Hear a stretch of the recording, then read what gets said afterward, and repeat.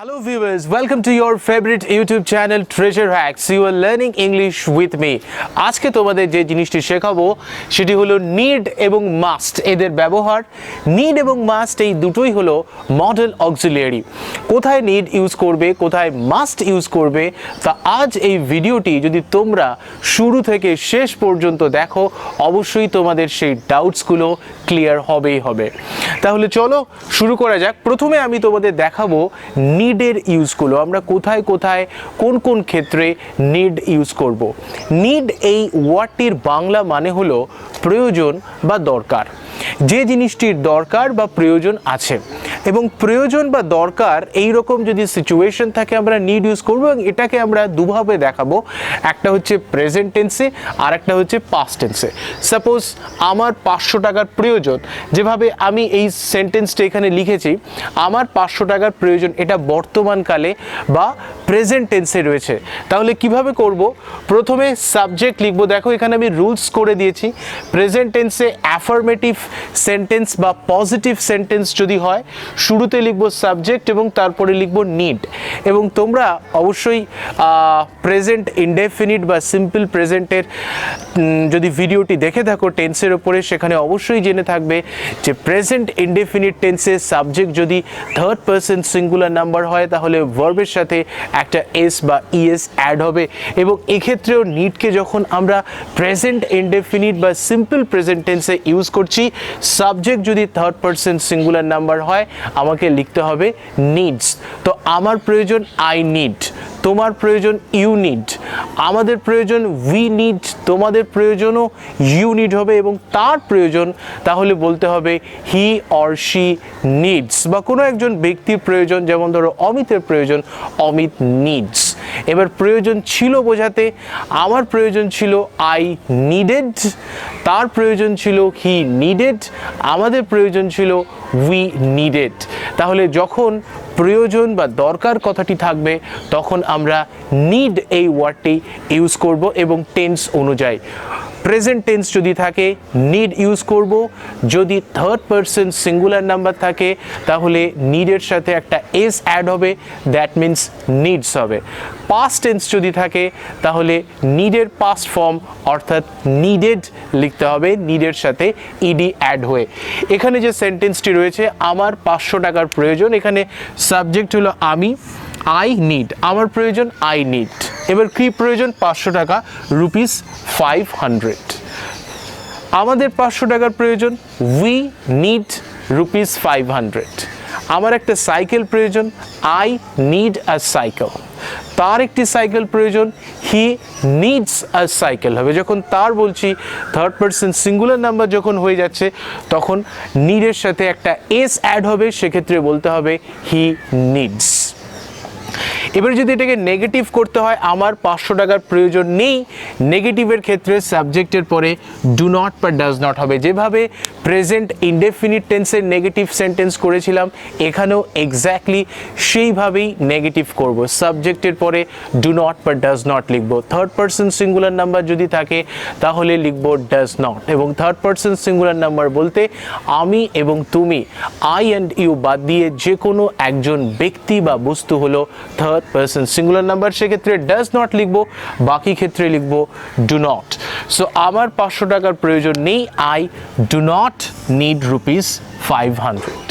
তার একটি গিটার প্রয়োজন, হি নিডস এ গিটার। এখানে হি দেখো থার্ড পারসন সিঙ্গুলার নাম্বার রয়েছে তাই নিডের সাথে এস অ্যাড করতে হয়েছে। এটা এক্স্যাক্টলি প্রেজেন্ট ইনডেফিনিট বা সিম্পল প্রেজেন্ট টেন্সের মতো হবে, হি নিডস এ গিটার।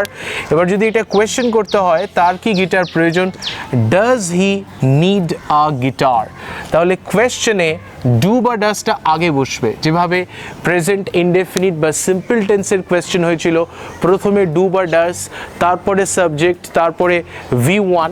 তো এখানে নিডটাই ভার্ব হিসেবে কাজ করছে, here need acts as a verb, তাই ডু বা ডাজ তারপরে সাবজেক্ট তারপরে নিড। এখানে নিডটাই ভার্ব হিসেবে কাজ করছে।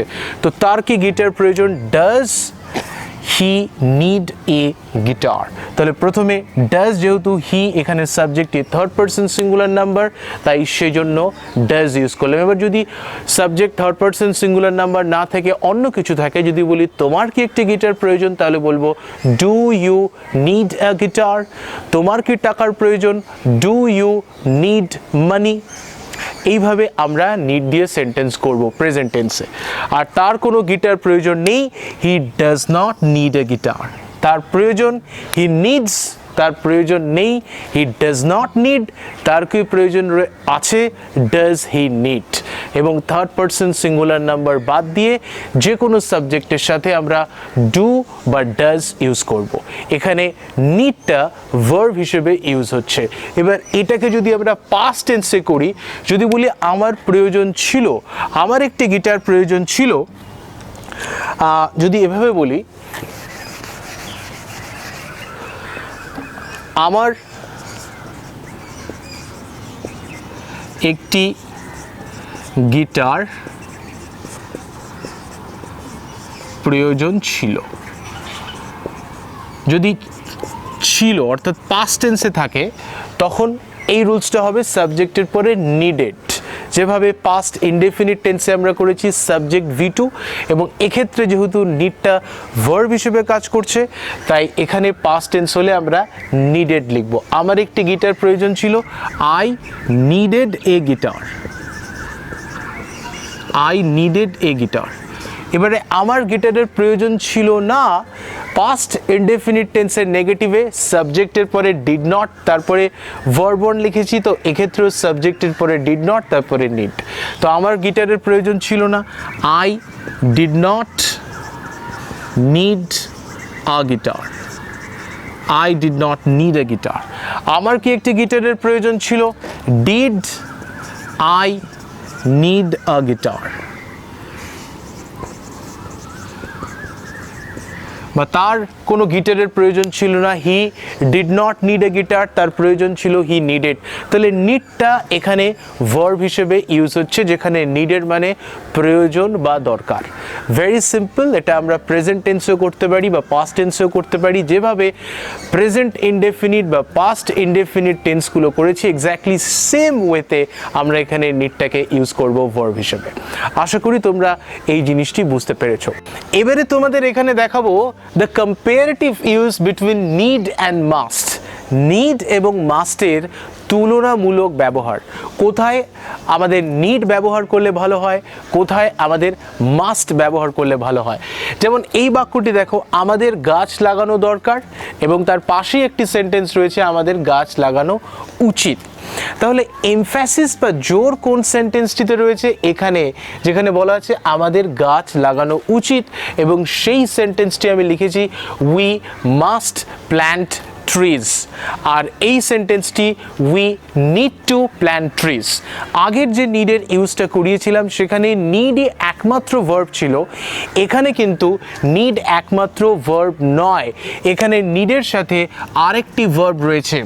তাহলে এখানে সাবজেক্ট লিখব, সাবজেক্টের পরে নিড টু লিখতে হবে, তারপরে যে ভার্বটি রয়েছে সেই ভার্বটি। তো এখানে নিডের সাথে আরেকটি ভার্ব রয়েছে।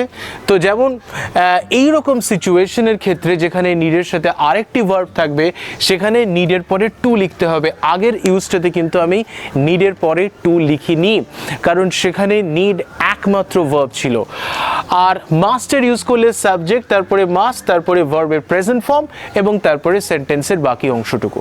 এবং মাস্ট আমরা ইউজ করব যেখানে এমফ্যাসিস বা জোর বেশি, যেটা একটা কোনো কর্তব্য, কোনো ডিউটির কথা বলছে। যেমন এটা আমাদের একটা সামাজিক কর্তব্য বা সোশ্যাল ডিউটি যে আমাদের গাছ লাগানো উচিত, এখানে জোরটা একটু বেশি। তাহলে যেখানে জোর বা এমফ্যাসিসটা বেশি থাকবে, সেখানে আমরা মাস্ট ইউজ করব। সেকেন্ড সেন্টেন্সটা, তোমার ভোরবেলায় ঘুম থেকে ওঠা দরকার এবং তোমার ভোরবেলায় ঘুম থেকে ওঠা উচিত। তো দুটোর মিনিং বা অর্থ মোটামুটি কিন্তু একই রকম। তোমার ভোরবেলায় ওঠা দরকার আর তোমার ভোরবেলায় ঘুম থেকে ওঠা উচিত, কিন্তু জোর বা এমফ্যাসিস রয়েছে যেখানে উচিত কথাটা রয়েছে। তো উচিত কথাটা যেখানে থাকবে, সেখানে কিন্তু জোর বা এমফ্যাসিস বেশি থাকবে। সেটি একটি কর্তব্য বা ডিউটিকে বোঝাবে। সেক্ষেত্রে আমরা ইউজ করব মাস্ট। আর যেখানে দরকার কথাটি থাকবে সেখানে জোরটা একটু কম, সেক্ষেত্রে আমরা ইউজ করব নিড টু। আর থার্ড পারসন সিঙ্গুলার নাম্বার হলে প্রেজেন্টে আমরা ইউজ করব নিডস টু। তাহলে তোমার উচিত ইউ মাস্ট কি get up from bed in the dawn. আর নিড ইউজ করলে you need to get up, you need to get up from bed in the dawn. এখানে নিড টু হবে, তাহলে নিডের সাথে যখন আরেকটি ভার্ব থাকবে আমাকে লিখতে হবে নিড টু। তাহলে এখানে এমফ্যাসিসটা কম, ভেরি সিম্পল। যেখানে একটু জোরটা কম থাকবে, যেখানে দরকার বা প্রয়োজন কথাটি থাকবে সেখানে আমরা নিড টু ইউজ করব। আর যেখানে উচিত কথাটি থাকবে সেখানে আমরা ইউজ করব মাস্ট, যেটি একটি কর্তব্য বা ডিউটিকে ইঙ্গিত করবে। এবারে এগুলোর নেগেটিভ কি করে তোমরা করবে, এগুলো হচ্ছে উচিত, কর্তব্য। কিছু কিছু কাজ থাকে যেটা আমাদের আবশ্যিকভাবে করতে হয়, আবার কিছু কিছু কাজ থাকে যেটা আমাদের করাটা উচিত নয়। যেমন গাছ লাগানো উচিত, এবার যদি বলি গাছ কাটা উচিত নয়, গাছ কাটা উচিত নয়, তো এক্ষেত্রে আমাদের গাছ কাটা উচিত নয়। তো এক্ষেত্রে আমরা কিসের ইউজ করব, মাস্টের না নিডের? তো মডেল অক্সিলিয়ারি দিয়ে যখন আমরা নেগেটিভ সেন্টেন্স করব, তোমরা জানো সাবজেক্টের পরে যে মডেল অক্সিলিয়ারিটা হবে সেটা লিখতে হবে, তারপরে নট লিখতে হবে, তারপরে V1।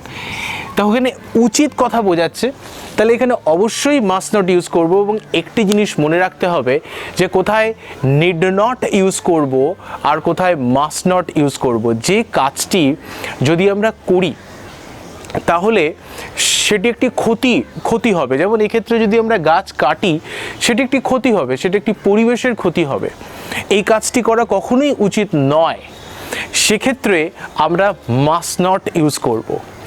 আরেকটি কাজ যেটি করলে ক্ষতি হবে না কিন্তু করবার দরকার নেই, সেক্ষেত্রে আমরা নিড নট ইউজ করব।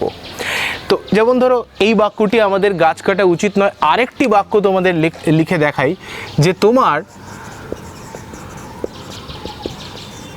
ঘরটি পরিষ্কার করবার দরকার নেই, তোমার ঘরটি পরিষ্কার করবার দরকার নেই। তাহলে এই দুটো সেন্টেন্সে কোথায় আমরা মাস্ট নট ইউজ করব আর কোথায় নিড নট ইউজ করব? দেখো এক্ষেত্রে যদি গাছ কাটা হয় তাহলে সেটা একটা ক্ষতি হবে, এই কাজটা কখনোই আমাদের করা উচিত হবে না। তো যে কাজটি করলে কোনো ক্ষতি হবে সেক্ষেত্রে আমরা অবশ্যই মাস্ট ইউজ করব। তাহলে এটা লিখব we must not cut down trees, we must not cut down trees. আর এক্ষেত্রে তোমার ঘরটি পরিষ্কার করবার দরকার নেই, ঘরটি হয়তো অলরেডি পরিষ্কার আছে বা কেউ হয়তো পরিষ্কার করেছে। এখন যদি কেউ ডাবল করে পরিষ্কার করে তাহলে ক্ষতি কিছু হবে না, কিন্তু প্রয়োজন নেই বা দরকার নেই।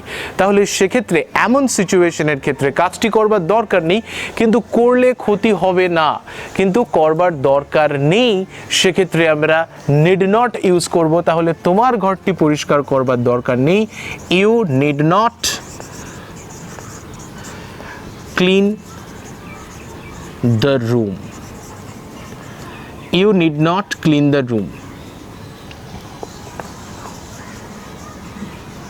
আর এক্ষেত্রে এই কাজটি করলে ক্ষতি হবে।